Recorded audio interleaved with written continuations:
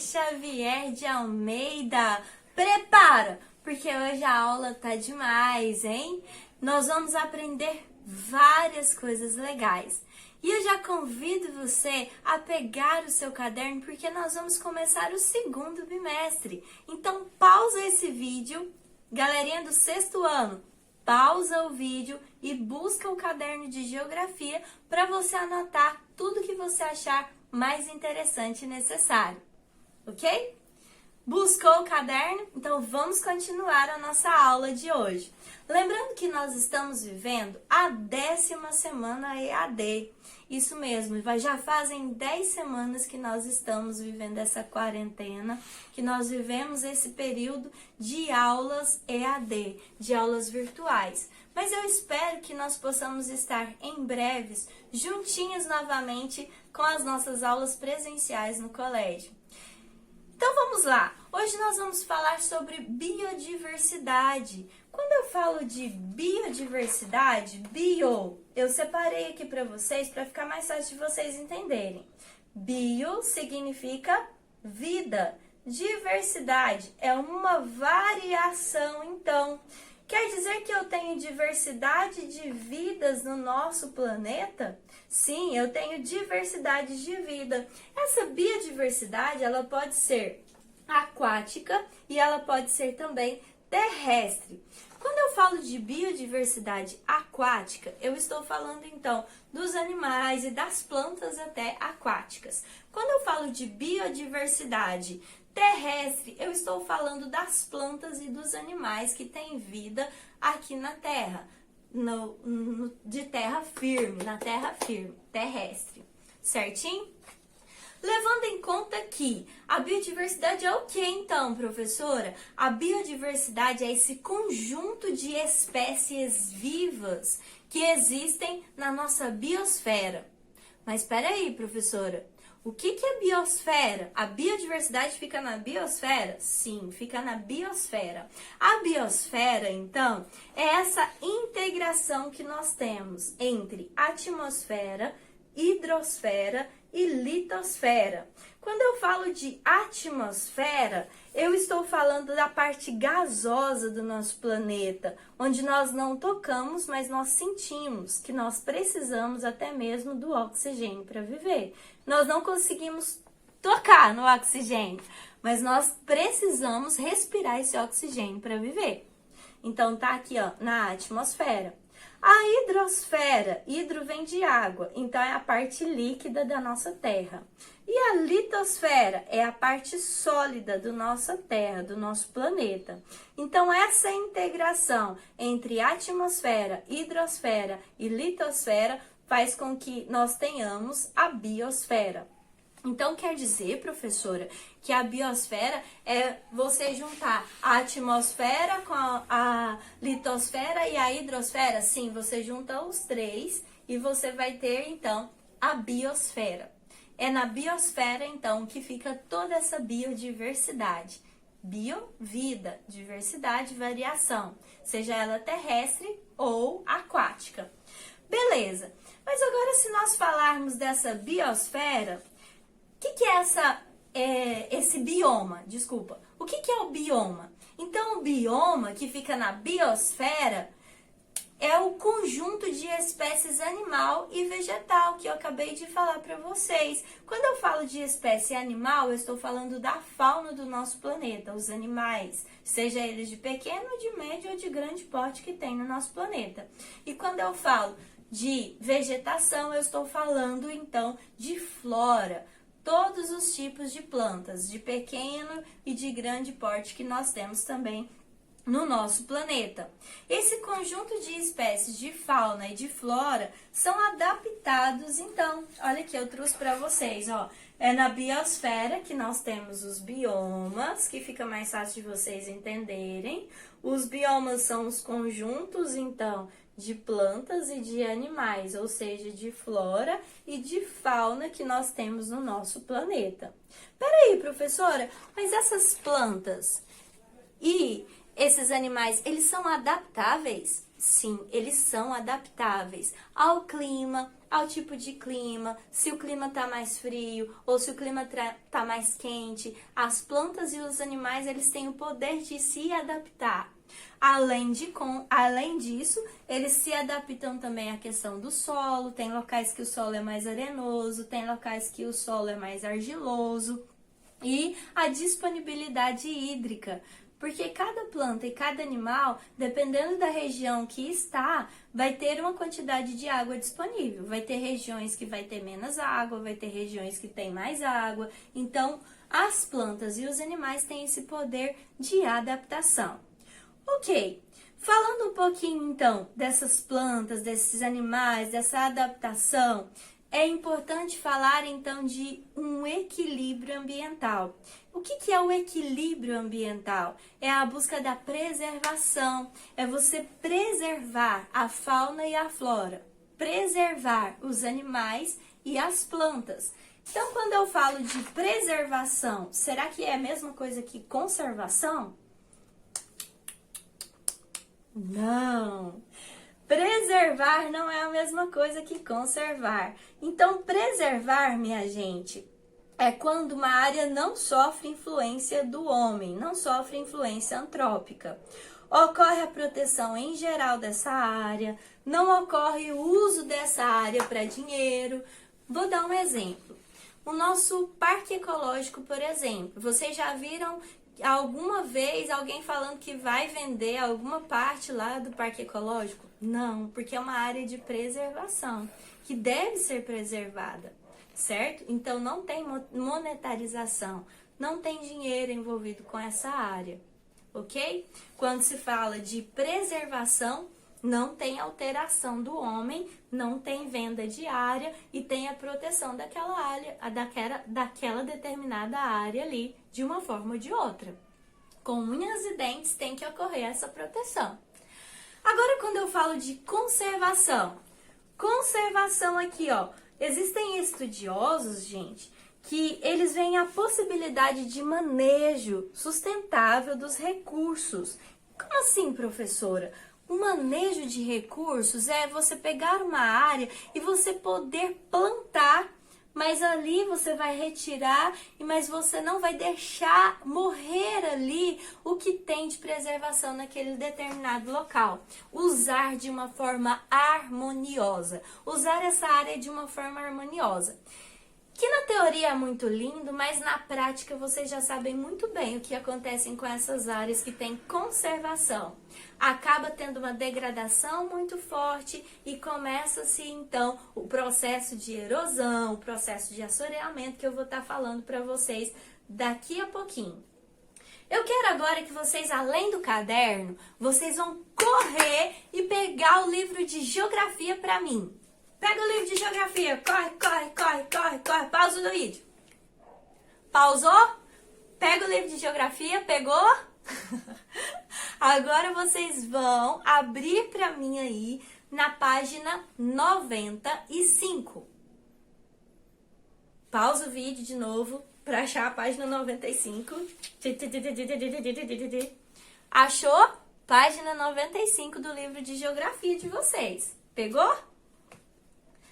Vocês vão perceber que aí eu tenho uma imagem da Islândia. É uma imagem, então, da América do Norte. A Islândia fica na América do Norte, próximo lá dos Estados Unidos, próximo do Canadá. Então, a Islândia, nessa imagem aí, o que eu posso falar para vocês que está acontecendo? Um rio está passando aí no meio dessa imagem. Mas será que esse rio ele está causando algum desgaste nessa área? Nesse relevo, nesse solo? O que vocês acham?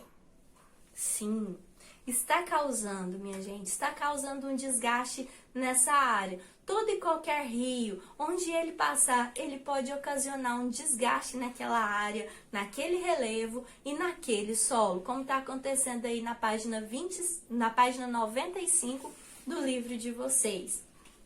Então, essa degradação, esse desgaste, pode ser chamado de erosão, que é um desgaste no solo, um desgaste que tem que vai cada vez mais aprofundando, ficando mais sério, desgastando aquele local ali, abrindo até mesmo valas no solo, atingindo até mesmo lençol freático. Em alguns locais existem erosões que têm 60 metros de profundidade. São buracos enormes que pode atingir até o lençol freático. Tudo isso pode acontecer de se iniciar, então, com uma erosão superficial, que é uma erosão que pode estar sendo causada até mesmo pelo gado em si. Então, vamos lá. Quais são os tipos de erosão? Vou dar agora para vocês essa resposta. Nós temos a erosão hídrica, a erosão eólica, a erosão pluvial e a erosão marítima. Quando eu falo de erosão hídrica, vocês lembram de quê? Água. Beleza? Água dos rios. Então, quer dizer que nessa foto da página 95 está acontecendo uma erosão através desse rio, dessa água desse rio. Então, é uma erosão hídrica? Sim, certa resposta. Nós temos aí uma erosão hídrica desse rio nessa determinada área aí da página 95, que fica na Islândia. Ok, além disso nós temos a erosão eólica, que acontece através dos ventos. Onde o vento bate, ele vai desgastando, vai detonando, vai modificando aquela área ali. Tem até um ditado que fala: água mole em pedra dura, tanto bate até que fura. Fura mesmo, muda mesmo, mas é a erosão hídrica. Quando eu falo de erosão através dos ventos, os ventos encontram um determinado paredão e acaba desgastando aquela área ali. Então é chamado de erosão eólica. Erosão eólica. Não esquece. Ventos, erosão eólica. Hídrica, erosão que vem da água dos rios.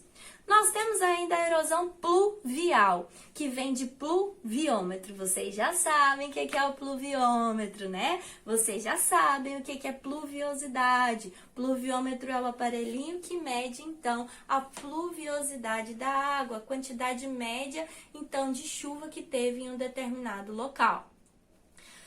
Erosão pluvial. O próprio nome já fala, se vem de pluviosidade, vem de chuva. Então, é a erosão causada pela água da chuva. Isso mesmo, a água que escorre da chuva, ela pode ir também abrindo algumas valas, e essas valas, esses buracos, são chamados de erosão. Erosão pluvial, PL, pluvial. Começa com P-L-U. Pluvial, erosão, então, causada pela água das chuvas. Erosão marítima, o próprio nome já fala, marítima, já sei, mar, beleza. É uma erosão causada pela água do mar, vem a onda e bate, vem a onda e detona. Então, cada vez que aquela onda encontra com o paredão ali, minha gente, pode ter certeza que está modificando aquela área. Então, pode ter certeza que com o passar dos anos, se não restaurar, aquilo ali vai desmoronar tudo. E é uma erosão marítima. A erosão marítima vem de onde? As ondas do mar, a força dessas ondas. Para quem já foi aí na praia, já deve ter sentido essa força da onda. Se você não tiver cuidado, a onda vem e te leva, né? Se você estiver muito dentro ali do mar, for adentrando cada vez mais ao mar, você vai perceber que essa força é muito grande. Então, essa força que vem da onda ao encontro dos paredões, ao encontro dos lugares que ficam próximo ali da praia, acaba causando uma erosão marítima. Ok, relembrando então, nós temos 4 tipos de erosão: erosão hídrica, rios, erosão eólica, ventos, erosão pluvial da chuva, erosão marítima do mar. Nós temos ainda os níveis de erosão. Como assim, professora, os níveis? A profundidade são os níveis de erosão. O primeiro estágio de uma erosão é chamado de erosão superficial. Você já foi por acaso para uma fazenda e viu um caminho de gado lá? Se você não conhece um caminho de gado, na próxima vez que você for numa fazenda, peça o seu responsável para te explicar o que é um caminho de gado. São aquelas trilhas que o gado faz por onde o gado vai passando. Se você não conhece, mais fácil ainda, você vai na internet aí e coloca caminho de gado ou trilha de gado. Você vai ver que é o caminho por onde a vaca passa ali e ela passa só por aquele determinado local. E aí quando vem a água da chuva, por onde que a chuva vai passar? A enxurrada vai passar por aquele caminho ali do gado. E esse caminho do gado, ele só vai aumentando a profundidade. Quando está superficial, nós chamamos de erosão superficial, ou também, cientificamente, é chamado de sulco. S-U-L-C-O, sulco, ok? A erosão, a partir do momento que ela tem 50 centímetros de profundidade, já é chamado de ravina, uma erosão intermediária. É mais ou menos com a profundidade dessa daqui, ó. Se a vaca passar, já quebra a pata. A vaca não passa mais aí, passa do lado. E aí vai aumentando o problema nas fazendas. Porque aí, com o passar dos anos, esse sulco, essa ravina, ela só vai aumentando a sua profundidade. E um belo dia, vocês terão então a erosão de grande porte. Se o proprietário da fazenda ali não cuidar, você terá uma erosão de grande porte. O que é essa erosão de grande porte? É uma erosão com uma profundidade muito grande, pode atingir 6, 20, 60 metros de profundidade, ou até mesmo lençol freático. O lençol freático, para quem não sabe, é uma água que fica, então, subterraneamente concentrada ali, e quando você ataca, você vai até o determinado local que tem essa água, ela começa a aflorar ali, a jorrar. Então, é o lençol freático aflorando. E o lençol freático é, na verdade, para ficar reservado, não é para ser utilizado, certo? Ele fica na nossa parte subterrânea, então, da nossa camada superficial da Terra. Beleza? O último estágio, esse estágio pior, que atinge, então, o lençol freático, professora, cientificamente, como que é chamado? Vossoroca.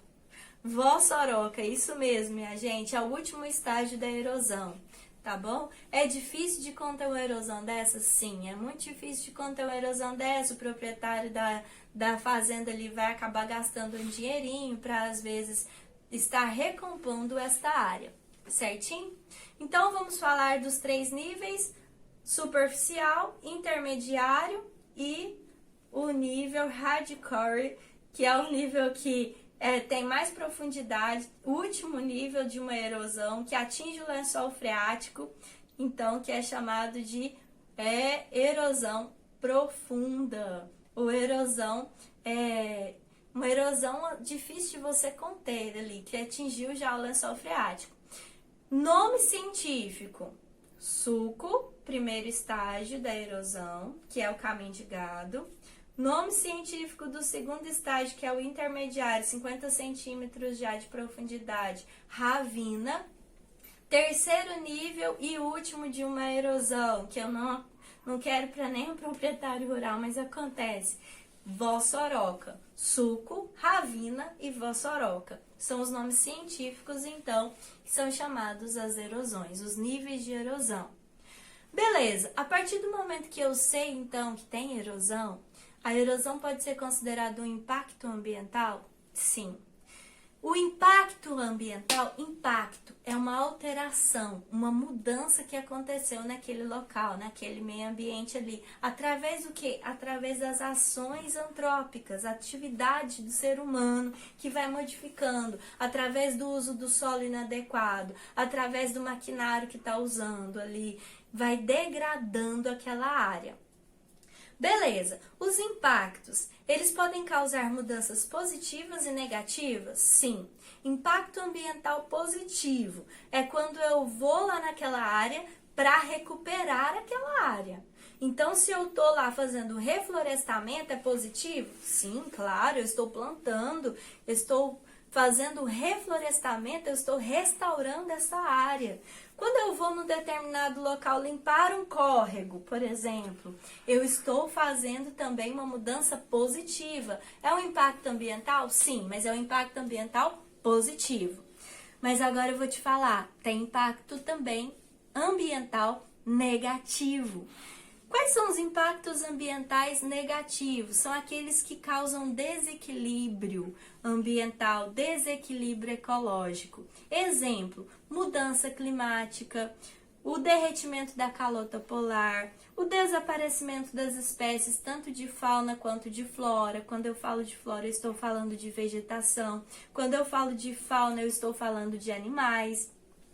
A erosão que eu acabei de falar para vocês, que é proveniente da retirada da vegetação. Se eu retiro a vegetação, eu vou deixar aquele solo desprotegido, eu vou deixar ele pronto para ser lixiviado, levado pela água da chuva. Eu estou deixando ele pronto ali. Se eu tiro a vegetação, eu estou deixando ele desprotegido para vir a água da chuva e lixiviar aquilo ali, causar um dano ambiental, um buraco enorme que pode causar até uma vossoroca com o passar dos anos. Nós temos ainda o desmatamento que é também a retirada da vegetação, o desmatamento ou desflorestamento, existe essa palavra também, que é a retirada da vegetação. A inversão térmica, que é um impacto ambiental também, que é a circulação anormal do ar, ou seja, com a tendência onde a cidade tem uma concentração maior de poluição. Aquela cidade onde tem uma concentração maior de poluição, você pode perceber que não está tendo uma circulação favorável ou normal do ar. Então, nós falamos que anormal, A é de negação. Então, a circulação do ar não acontece de forma normal e essa poluição ela fica concentrada. Na China, as pessoas têm tanta poluição dos carros e das indústrias que eles usam máscaras. Antes de Covid-19, eles já usavam máscara. Tem até um ditado que fala que o chinês ele não conhece nem o céu. A cor do céu, o azul do céu, por causa de tanta poluição. Essa concentração de gases poluentes, que é a inversão térmica numa cidade. Ilhas de calor é um impacto ambiental? Sim, é um impacto ambiental também. Nos grandes centros urbanos, o que acontece, minha gente? Eu tenho concentração de cimento, de asfalto, de vidro, de ferro, tanta casa, tanto carro, tanto asfalto, tanta rua, tanto ferro nas construções, nos carros. Isso tudo faz com que a temperatura do centro da cidade seja bem maior. Se você vai para a fazenda, você chega lá, ai que delícia, que é tão gostoso, fresquinho. Aí você vai para o centro da cidade, ai meu Deus do céu, que calor é esse, né? O que está acontecendo? No mesmo dia, quase na mesma hora, você mudou só um pouquinho para o centro da cidade, foi de carro para o centro da cidade, você sente calor ali. O que aconteceu? Então, é essa ilha de calor, essa concentração de calor, por causa desses aspectos que nós falamos, de cimento, de tudo que concentra calor, cimento, vidro, ferro, pessoas, aglomeração de pessoas, poluição, tem tudo isso nos centros urbanos, beleza? E nós ainda falamos dos desastres das barragens de rejeito de minérios. Nossa, como o nosso país já sofreu com esses desastres dessas barragens de rejeitos de minérios. Em 2015, nós tivemos então a barragem de Mariana, que rompeu e simplesmente teve lá a represa de Fundão, né? Que acabou com o Rio Doce, toda a vida que tinha ali naquele rio, naquela área, pessoas perderam suas casas e hoje se encontra uma região deserta, uma região que ninguém consegue morar, porque não tem como você plantar, você colher, você ter o que as pessoas tinham antigamente. O rio não tem vida, é poluído, o que sobrou daquela massa, como se fosse uma massa asfáltica, tudo duro. Esses rejeitos de minério deixam a área empedrecida, pedrificada, tudo duro, sem vida, o solo duro, sem vida. Aí em 2019, o que aconteceu? Vocês devem lembrar. O que aconteceu no início do ano? teve outro rompimento de barragem, de Brumadinho. Gente, que loucura que foi aquele rompimento daquela barragem, também em Minas Gerais. Quantas pessoas morreram? Nós tivemos em torno de 259 mortes, pessoas desaparecidas que a família nunca encontrou. Quantas famílias desabrigadas? Vocês devem ter acompanhado pelos noticiários. É um grande impacto ambiental que leva mais, às vezes, de 10 anos para recompor aquela área ali daquela barragem, de Brumadinho, que era o rio Paraupeba, que é um rio também que está sem vida. A química que tem nesses dejeitos de minérios, a química que vem nesse líquido dessas barragens, acaba com os peixes, mata outros animais e desabriga outras pessoas. Então, tudo que eu falei são impactos ambientais negativos. Vamos fazer um feedback aqui dos impactos negativos. Mudança climática, derretimento da calota polar, desaparecimento de espécies da fauna e da flora, as erosões, o assoreamento dos rios, que é quando o solo acumula no fundo dos rios, as ilhas de calor, inversão térmica e os desastres de rompimentos de barragem no nosso país. Principalmente nós temos esse impacto ambiental muito grande. Então, espero que vocês tenham gostado dessa aula. Deixe um like, se inscrevam no canal. Deus abençoe vocês. Um beijo, tchau, tchau!